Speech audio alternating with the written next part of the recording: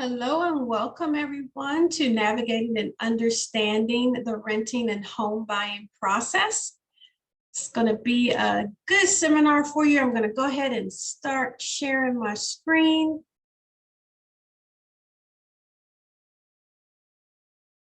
All right.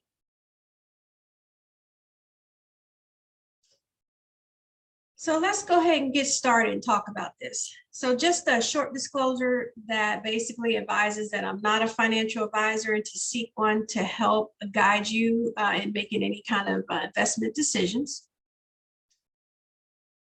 Here is information about who I am and my experience and qualifications. Feel free to pause the feed to read about me.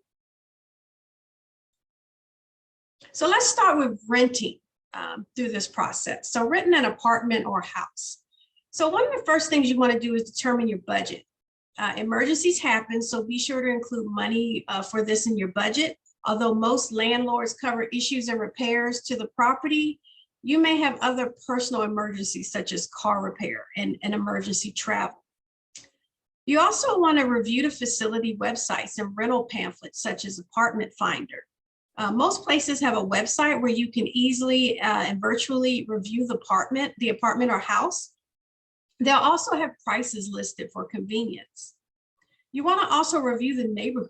Contact local law enforcement for crime statistics in the area. Visit the property at night on Saturday and on Friday night. I learned many years ago when looking for a home that checking the crime statistics and visiting the property at night on a Friday or Saturday was a make or break for my decision making. Some people are okay with living in a loud, active neighborhood, but that will be your decision to make, and you can go into it with your eyes wide open.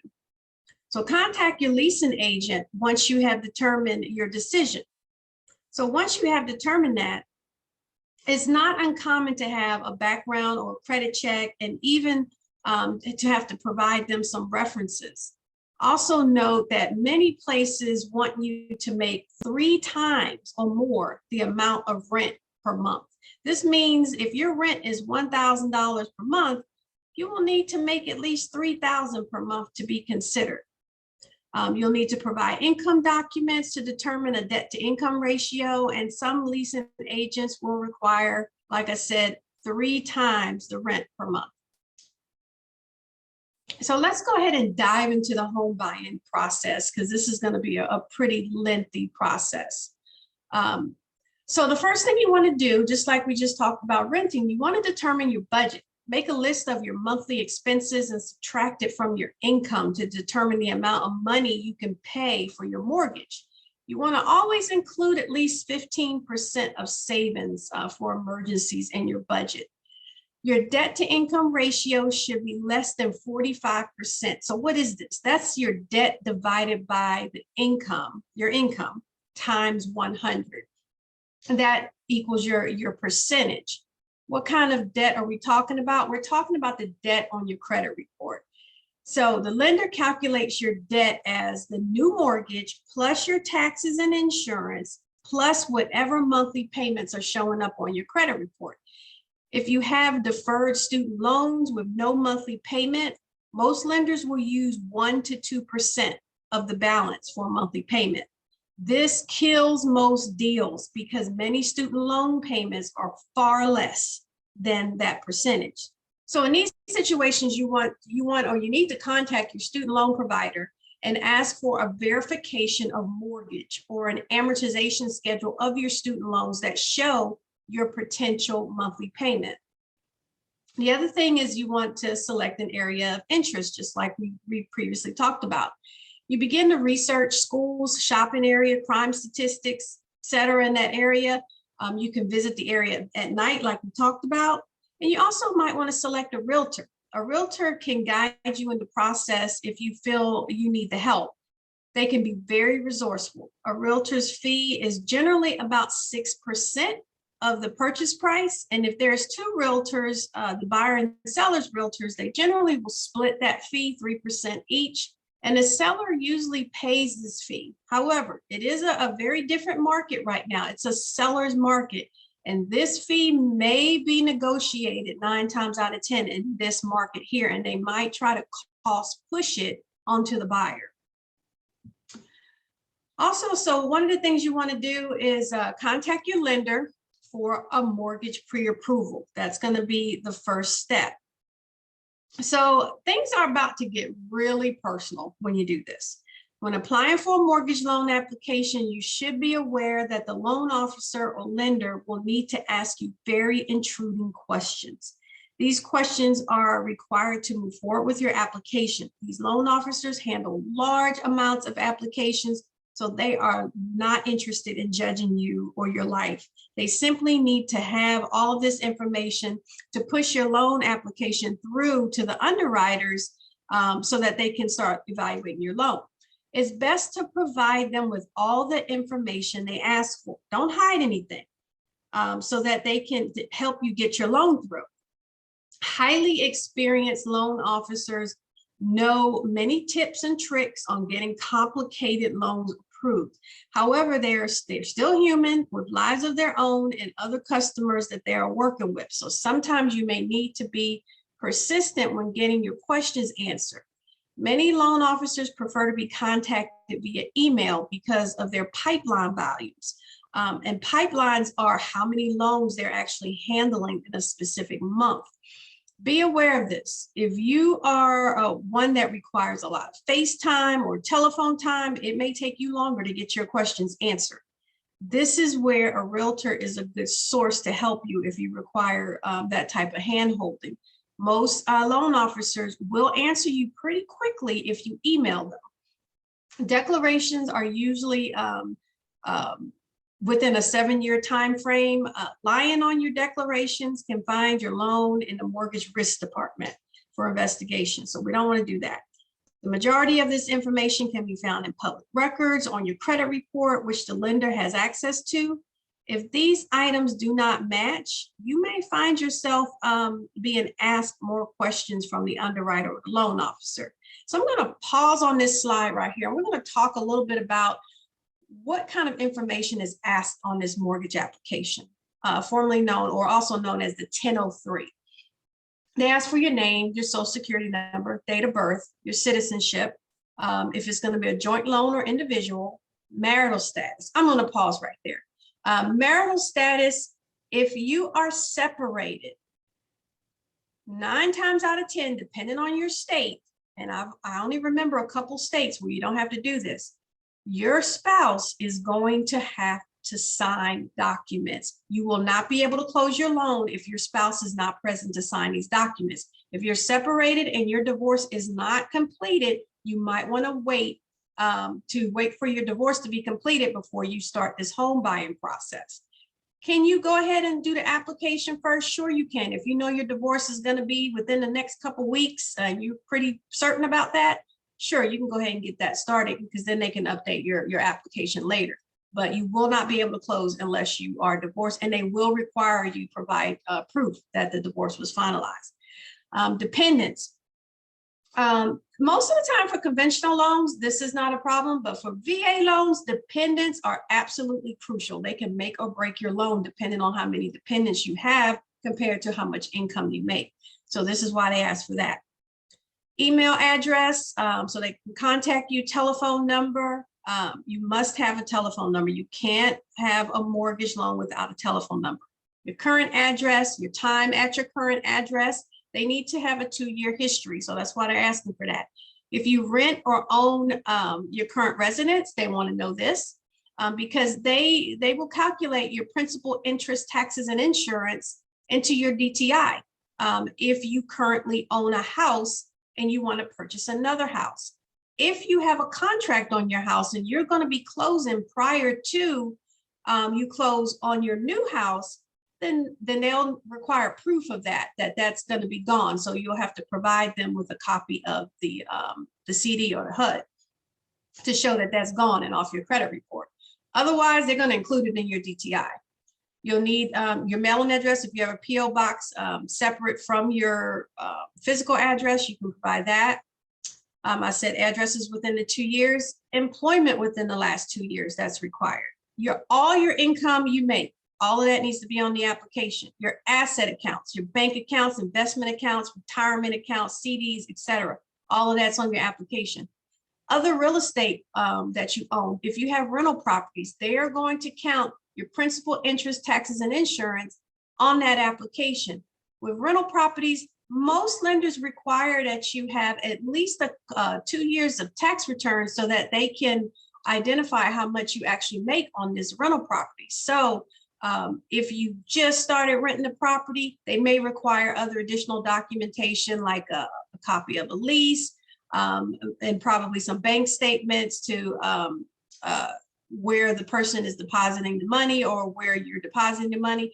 Or they may say, I'm sorry, but we're going to have to include this in your debt to income ratio because it's not seasoned yet. Because a lot of times they want you to have that property owned and rented for 2 years. And they want 2 years tax returns with that included on it.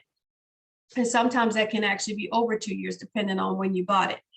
So your debt on your CBR, all of that's going to be included on that application. Once they pull your credit, it's going to merge over into the application. Other liabilities such as child support, alimony, separate maintenance, job expenses. So you say, what about job expenses? I don't have to tell them about that. Well, guess what? If it's on your pay stub, you need to go ahead and disclose that information because they're going to add it to your debt to income ratio. And this can be things such as travel expenses if you have a job that that requires those type of expenses. A lot of times you'll have people that may want to live, say, in Pensacola, Florida, but they may work in Jacksonville and they may drive home every weekend. That's generally okay. However, what they will do is they will add your rental expense or hotel expenses in that area where you're working. They'll add that to your DTI. So if that's your case, then just be expecting that. And declarations, bankruptcies, that's also on credit reports. That's going to be included on your application. Any liens or judgments, foreclosures. If you have a family relationship with the seller, that needs to be disclosed because if you have a contract and the going price in that neighborhood for homes is say $300,000 and all of a sudden your mama only charging you $100,000 for the house, that's considered a gift of equity. And so a lot of lenders have restrictions on a percentage of how much a family member can provide you with a gift of equity. So just make sure that, they'll find out about it because once you get the appraisal in, if that appraisal comes in at $300,000, just like the rest of the neighborhood, and the contract is for $100,000, all kinds of red flags and questions are going to appear. So just be aware of that. Gift money for the purchase. Gift money, we'll talk about that in a later slide, but you'll need verification of gift money. Other debt not listed on the CBR. And you'll say, well, what is that? Well, sometimes you have parents that may buy a vehicle for you and then you're paying them the monthly fee for it or the monthly charge for the vehicle. So in that situation, that monthly payment is not listed on your credit report, but you're actually paying that. That's an expense that you have per month. That needs to be disclosed and that will show up on this application. Any kind of federal debt, if you owe the IRS money, owe federal government money, you did something with the VA and you had to pay them back, that's called federal debt. You'd have to pay that back. That has to be included on your DTI. If there's no monthly payment for these things, such as IRS liens and judgments on your credit report, and there's no monthly payment included, either you pay it off or you have to get documentation showing how much you pay per month. And also lawsuits. If you're a party to a lawsuit, they want to know about it because if you are the defendant and you come out and owe money, they want to know about it because they're going to have to deduct potentially what you might owe from your assets. So just keep in mind for that. All right, so let's talk about the types of loans and programs that they have out there. So during the application process, you will need to select the loan type or program you wish to be qualified for. The loan officer will generally go over these programs with you to help you decide, but understanding what they are ahead of time will benefit you so that you may be able to do some additional research on what's best for you. And of course, who's the best lender for it. So let's start with FHA loans. These require small down payment and they're very lenient for first-time home buyers. VA loans, they're stricter underwriting guidelines and appraisal processes. They require additional documentation. They require termite inspection, well and septic tank inspection, if applicable, etc. I recently saw an article where they said VA loans take just as much time as the conventional loans. And I just shook my head because that really depends. That's a loaded answer. Depending on the area, VA loans have stricter appraisal guidelines and underwriting guidelines. And depending on the type of loan, the situation that you're in, that appraisal can take a couple weeks or more longer than a regular conventional loan. So I kind of shook my head at that, but just know that VA loans may take a little bit longer, and sometimes sellers tend to veer away from people that have VA loans on the contract because they know that sometimes they can take longer and they will require additional inspections, such as what I pointed out: termite inspections, septic tank, well tank inspections, all of this. Conventional loans, which are most common, some lenders have 100% conventional loans, but most require at least 5% down payment, depending on your credit worthiness. Appraisal processes is not as strict as VA. Termite well and septic inspections are not required. Jumbo loans, conventional loans that are over a certain threshold, such as 500,000 or higher. And they follow most of the same guidelines as regular conventional loans, but some lenders may require lower DTIs for these jumbo loans. They want to make sure that you're able to handle these big loans, so they require that you have more residual income coming in, or additional liquid assets, additional reserves, and so forth. And they might even ask for additional compensating factors to qualify. And we'll talk a little bit about compensating factors in another slide. ARM loans, these are adjustable rate mortgages. That's what ARM stands for. These are conventional loans that have a fixed rate for a short time period, and then they adjust to a higher interest rate after that time period expires for the remaining term. And sometimes these loans may have a balloon payment after the adjusted rate expires. So be aware of that. These loans are risky, and therefore they have stricter underwriting guidelines, and they may have lower DTI requirements. These loans are designed for short-term financing. And you might say, well, what does that mean? Well, you have many of your investors will get ARM loans, adjustable rate mortgages, because they tend to flip the property. So they buy the property, do whatever they need to it, fix it up. Within 2 years, they're selling it off to somebody else. There's no reason for them to get a 30-year mortgage if they're planning to move or flip the property within a certain amount of time. So they want to go ahead and do an ARM loan that have lower rates, and they can easily flip it quicker. So grants. Some lenders will also allow grant programs and some do not. These programs will generally help first-time home buyers with closing costs and down payments. They have specific guideline approvals, and each of them are different. Many of them are affiliated with specific groups or governments. And you might want to ask your loan officers if they have programs like these, and also if you're able to utilize these grants with their facility, because some lenders don't allow. And then you have lender specialty loans. I like these loans because sometimes they tend to be a little bit more lenient with home buyers, especially their 100% programs. Many lenders have their own specialty loans that are unique to them. And some of these, like I said, are 100% loan programs. They do have a higher risk, but they do have a higher rate associated with that risk. So the higher the risk, the higher the rate.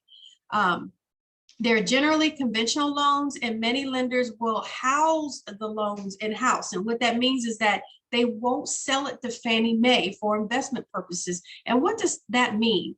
Well, Fannie Mae, the way it works, it's a cycle.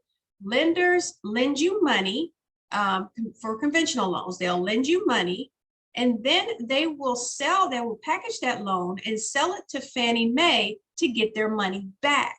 And it's based on, they must have the same guidelines that Fannie Mae have in order to sell the loan to Fannie Mae. So once Fannie Mae purchases the loan from the lender, they get their money back. They get to go ahead and recycle that money and help another buyer with their loan process. So it's a cycle process. It's a circle and it just continues, but that's pretty much how it works. So let's talk about after you have answered all of the questions required for the mortgage process, the lender will collect the credit report fee. And some lenders will not charge for this initially, but once you go to closing, that's when you'll see that fee. You'll see it on the CD. The CD is another name for the FKA, the HUD-1 or the settlement statement. It's called the closing disclosure now. And they will collect that at closing. So once all the information is gathered for your application, the processor or loan officer will ask you for specific documentation to review. And the documents that they ask for will verify most of the information listed on your application. The lender may also choose to ask for a credit card for future appraisal fee.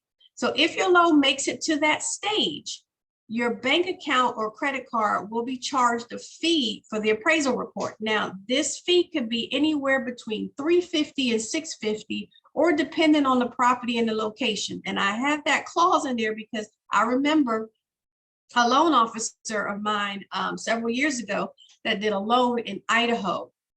This particular property was sitting on a mountaintop, and the only way the appraiser could actually get to the house was on an airplane. So they had to purchase an airline ticket on a private airplane in order to land on this mountaintop to appraise this property. Number one, it took about 3 months, and number two was over $2,000. So depending on the property and where you're located, that appraisal fee can vary. So let's talk about the required documentation. So with your income, you're going to need to provide quite a bit of information depending on your situation and what you do for a living. So you need 2 years of tax returns. Most of the time that's for self-employed borrowers.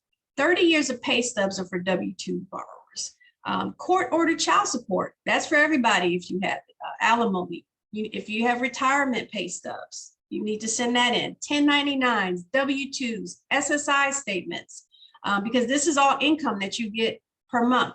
K-1 schedules. If you own a corporation and you generate income that way, they're going to require your K-1 schedule. Schedule A's, this has your self-employment income on it. Schedule E's with your rental income. And trust documents. A lot of times, if people are getting monthly income from a trust, you'll need to provide your trust documents. Asset documents. We'll talk about that for a little bit. Bank statements, retirement statements, investment statements, IRA statements, mutual fund statements. So let's go back to bank statements. Bank statements, you need to have usually 2 months of bank statements or 60 days of bank statements. 2 months of bank cycle statements. That could be over 60 days depending on your cycle date. Now, what are they looking for in these bank statements? Well, they're looking for a couple things. They want to make sure that there's no money laundering or any type of funny business with the money. Also, they're looking for large withdrawals, large deposits. And if you have these things, large deposits and large withdrawals within a certain percentage, they're going to require additional documentation. And what that means is that, say you make $1,000 per month, the lender may say, okay, we'll accept no more than $100 of deposits coming into that person's account other than your payroll. Anything over that, they may require additional documentation. So what kind of documentation are they going to ask for? they're going to ask for things like, if you had a deposit of $10,000 that came into your account, or even 5,000, they're going to say, where did that money come from? They want a copy of the actual check that was deposited or the wire transfer. They want to know where it came from. So they want a copy of the bank statement where it came from. So if it came from somebody else's bank account, guess what? You're going to need their bank statement too. That can start to get really touchy. So it's best not to have large deposits or withdrawals within that 60-day time frame.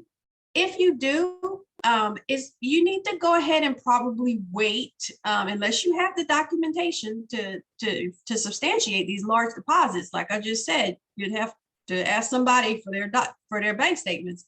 It's probably best to wait for it to be seasoned. That's a word that we use in the mortgage industry. The money is seasoned, and what that means is it's over 60 days old. So once it's not showing up on the bank statement anymore, then you don't have to worry about that kind of thing. So let's go ahead and move on to gift funds. So gift funds, when you talk about gift funds, most lenders have a certain guideline when it comes to gift funds. You'll need a gift letter. So basically, who's giving you the gift? They'll have to write a letter saying, hi, I'm so-and-so. I am giving T.E.D.R.A a gift of $10,000 for a down payment on the house. And they also want to know that this person is actually able to provide that gift. So they want to know where it's coming from.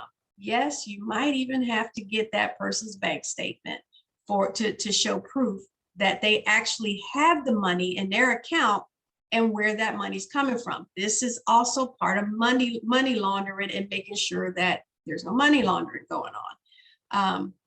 So be aware of that. And there's also guidelines on the percentage, the maximum percentage allowed for gift funds, and every lender may be different. So check with the lender on that. The particular gift giver, they need to be an immediate relative, a fiance, possibly an employer or a pastor, and it just depends on the program and the lender. So be aware of that as well. You'll also need homeowners insurance. So you need a binder from the selected homeowners. Now, usually the binder will come later on in the process, closer to the closing process. Initially, you'll just need a quote to give the loan officer something to put in the system on how much your homeowner's insurance could potentially be. Verification of employment. So the lender will verify all employment within 2 years. Self-employment is generally verified through a website, a business license, public record websites, or tax returns. Verification of rent or mortgage. If no payment history for a mortgage exists on your credit report, the lender may require a verification of payment history from your landlord. So generally, rental payments are not on your credit report. So a lot of times they'll either request 12 months of canceled checks, 12 months of bank statements to show that you're paying on time, and or could be both, a verification of rent.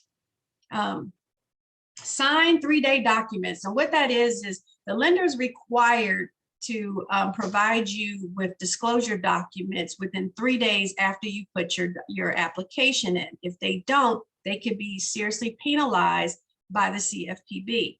So you'll get these documents, and they resemble the same documents that you see at closing. However, the ones at closing, you generally have a little bit more. These documents require your review, and a lot of times they do require you to virtually sign them or physically sign them, depending on the lender, and then get it back to them. Also in these documents, you'll notice that the lender's estimate is in there. That's the LE, formerly known as the TIL, the Truth in Lending. This document breaks down the amount of interest you would pay over the life of the loan if you kept the loan for the term that you chose. Also, the sales contract. So once you have selected a property, your realtor will generate this contract for you. If you need to have the seller sign it, you may have to create an appointment, so you can go ahead with your seller and sign these documents. Or if you have a realtor, generally they use email, go back and forth, and then you can virtually sign it. If you don't have a realtor involved in the transaction, be sure to create a contract because the lender is going to require that contract. These can be purchased at Office Depot. You can find them online or through various document creation companies. So let's talk about the appraisal. The appraisal is the evaluation of the property. The appraisal is not, I repeat, is not the home inspection. A home inspection is in the buyer's best interest to purchase, and these can cost between $200 to $400. However, the home inspection will inspect items in areas that the appraiser will not. The home inspector dives deep into that home to find little nooks and crannies and things that could possibly happen to the house. The appraiser does not check all of this stuff. The home inspector may look at a roof and say, okay, this roof may need to be replaced, where the appraiser may say, roof looked fine to me. So just make sure you understand the difference. However, the home inspection is in the best interest for a buyer to go ahead and do. The lender do not require the home inspection. Please understand that. They don't want to see it. They don't care about it. That's only between the buyer and the seller. Items that show up on the home inspection that need to be repaired, that's negotiated between the buyer and seller. The lender does not care about it and they do not want to be involved. So you do not need to send that report to the lender. And the lender will order the appraisal themselves through a third party. So title work. The title work will provide any lien, sale, and ownership history of the property and the future owner. If the future owner or current owner has liens against them, these items will need to be paid prior to settlement because the title company has to protect the lender, and they also have to protect the new owner. So these items need to be paid for or not listed on title. They need to have a clear title in order to close this loan. So generally the lender will ask for lender's policy, and there could be an owner's policy the first time around. And this shows up on the CD. Standard title fees include the owner's and lender's policy. These are pretty hefty charges, as well as survey fees, recording fees, real estate taxes, document fees, notary fees, and processing fees, etc. These items will show up on the CD at closing. So note that this is all part of the closing costs. So let's talk about the underwriting process. We're going to dive deep a little bit into that. So once all the documentation is received, the loan officer or processor will submit the information for review to the underwriter. The underwriter will review the integrity of the documents and verify that you meet the qualifications based on the loan program that you chose. Once the underwriter is satisfied that the loan is a good investment for the company and for Fannie Mae, he or she will give final approval for the loan and advance the file to closing. Some of the documents, the underwriter will review all of the documents received. If the borrower is teetering on the edge of being approved within a certain guideline, but not quite there, the loan officer might be able to persuade the underwriter by using other compensating factors. Now, we talked about that a little bit earlier, and I said we'll talk about it later on in another slide. Well, this is the slide. So compensating factors generally are different factors that loan officers can use to help drive or substantiate the reasons why the lender need to go ahead and approve your loan. These can be factors such as how long you've been in the industry, how long you've been on the job, because that shows stability, amount of assets you have, if you have large amounts of assets, the length of time as a customer with the bank, that's also used as a compensating factor. And maybe the length of time at your current resident as well, showing you just don't flip about everywhere. These are different compensating factors. Also, conservative use of credit. Lenders love it when you have credit out there that you hardly use. You're very conservative when you use your credit. This shows that you're not a bankruptcy waiting to happen. So these are the things, these are called compensating factors. So if your program says you're only allowed to be at 45% debt to income ratio, and maybe you're teetering at 46 or 47, the loan officer may be able to write a generous letter to the loan officer and say, hey, I have some compensating factors here, even though they're a couple percentages higher. Let's look at these compensating factors because they are worth us taking the risk to go ahead and approve them.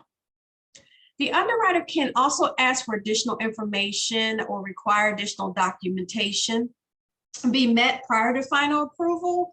And this could be additional explanations for credit inquiries. You say, well, why? Well, if you've got some credit inquiries from, let's say, auto dealerships or from credit cards, they're wondering, well, are you getting ready to buy a car?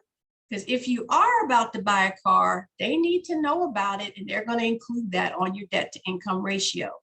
Most loan officers will tell you when you start this home buying process, do not do anything else. It is absolutely detrimental that you just pause your life during this process. And what I mean by that is you pause using your credit file for anything, applying for credit, and you also pause from pulling large amounts of money from your bank account. Yes, you can pay your bills. You can still, write your bills out for your water, your rent, and so forth. We're talking about just constantly moving money around from account to account and, pulling large amounts out, because all of this is going to have to be documented or addressed. Also, they may ask for additional explanations for addresses on your credit report. And you say, well, why? Well, if you have a bunch of different addresses on your credit report, they may be houses that you own that may be free and clear that's not showing up on your credit report. And you say, well, it's free and clear, so why should I worry about it? Well, because they need to include your taxes and insurance on your DTI, for your DTI. So if you have other properties you own that's free and clear, not showing up on your credit report, but those addresses are, you're going to need explanations as to what those addresses are doing there on your credit report. So there's ways that they find out everything. Trust me on that. Name variations. So, sometimes, like, especially for me, I've got several name variations on my credit report. They tend to ask me questions about that. So generally what they do at the end of the process is you'll have to do a name affidavit that you are the same person that's showing up on the credit report. Also, additional verification of your income. You might have something on your income that maybe some kind of garnishment or something coming out that they might have questions about. You may have to provide additional information about that. If you receive part-time income, generally they want that part-time income to be consistent. Some programs require you be part-time for over 2 years before they will even include it in your income. So just talk to your loan officer about that. Overtime, bonuses, commission, expense reimbursement. A lot of times they will not include that in your income unless you've been receiving it for over 2 years. So keep that in mind. If there are garnishments or other transactions listed on your pay stub, I think we talked about that. Be prepared to explain this information. They're included in your DTI. Any large deposits, we talked about that, in any of your asset accounts within 2 statement cycles. So that's 2 statement cycles. That will need to be explained and documented, as we talked about earlier. Specific items to be repaired as shown on your appraisal report. So if the appraisal report, not the home inspection, the appraisal report shows that something needs to be repaired, the lender is going to require that be repaired first before they close the loan. So not only that, once it's repaired, the appraiser has to come back out to inspect it to make sure it's repaired correctly. And then they will send a new report to your lender to let the lender know that it's been repaired. That can take additional time and could push your closing out. So keep that in mind. Liens or judgment. Liens or judgment to be satisfied on your CBR. So if you have anything like that on your title or your credit report, those need to be satisfied prior to closing. Or you need to have, if it's on your title, they want it paid if it's on your credit report, you can get documentation showing what the monthly payment is and that you made arrangements. Documentation for encroachments or easements. Surveys are usually only required by the title company and not the lender. So encroachments or easements, they require documentation for that. Is there, especially if there's an encroachment. Sometimes lenders don't even, they won't lend money on properties that have encroachments, but talk to the title company. They can give better advice on how to handle those situations. Questionnaires or approvals for condos. That's another one. Questionnaires and condo approvals, generally, whenever you're wanting to buy a condo, you'll need to have several additional documents. You'll need to have questionnaires, you'll need to have financial statements, CCRs, HOA information. You'll need all of that for these condos.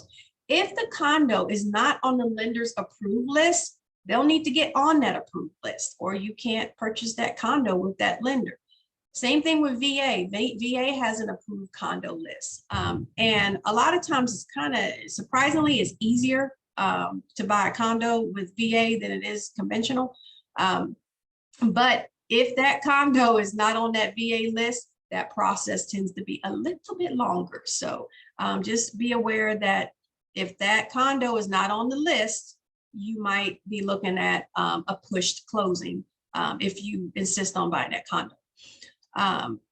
Review of HOA and CCRs. So the CCRs are the restrictions and covenants in that particular neighborhood. Be sure to review those prior to moving into a property, because you may not want to live there once you find out what kind of restrictions they have in that neighborhood. A lot of neighborhoods don't allow you to have boats, parked outside in your driveway, or RVs or certain other types of watercraft. So just be aware of that information and be sure to read it before you sign contracts for property like that. So closing your loan. So once the underwriter clears the file for closing, it goes back to the processor to begin coordinating the file with the title company. So be aware that the title company may require additional documentation on their end, such as a satisfaction of lien, survey, CCRs from your HOA, and invoice information from the appraiser, inspector, surveyor, homeowner's insurance, flood insurance, etc. Once the lender's closer and the title company's closer match their CDs, the CD is sent to the borrower no less than 3 days prior to closing to review and approve. The borrower must acknowledge the CD to continue. So acknowledging the CD can be done verbally, in writing, through email, or physically signing it. After this is completed, the borrower will be given wiring instructions to send any funds needed for closing, or they can provide the title company with a cashier's check. The buyer will not be given the keys to the new property until this is satisfied. So be aware of that. After you have acknowledged the CD, it's time to schedule your closing with the title company. So it's important that the seller is able to sign on the same day. So make sure that's coordinated with the realtors. On the day of closing, bring your state ID. The documents you sign will resemble the initial disclosure documents plus additional documents, like I stated before. Those additional documents will include the mortgage, the note, the CD, various affidavits, like I mentioned. These will require a notary to verify you are you. Once these are completed, you give them the cashier's check if the money is not wired, and the realtor or the closer will hand you the keys. And that completes that closing process. So thank you for joining me for this home buying process seminar. Of course, it included in it how to rent as well. The Everyday Daily Real Adult Nonprofit Learning Organization have other seminars that we do engage in with our young adults. Here's our contact information. Feel free to contact me if you would like additional information or documents.